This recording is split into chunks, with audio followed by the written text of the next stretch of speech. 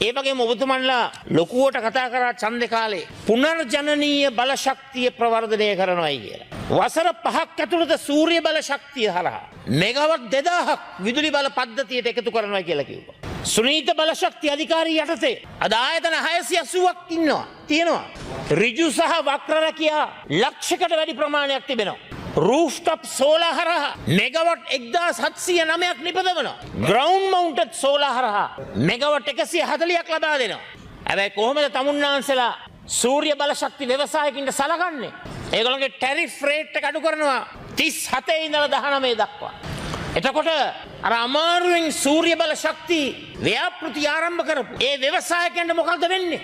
මොකද්ද එයාට අත්පත් වෙන ඉරණම?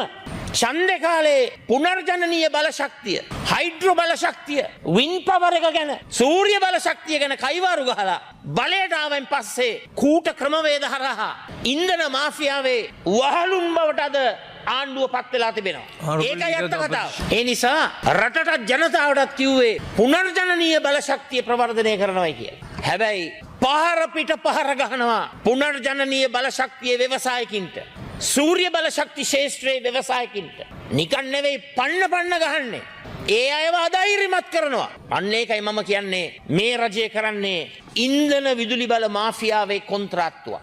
ඉන්ධන විදුලි බල මාෆියාවේ සබ් කොන්ට්‍රැක්ටර් කෙනෙක් තමයි මේ වර්තමාන ආණ්ඩුව, මේ වර්තමාන රජය, වර්තමාන ඇමතිවරයා.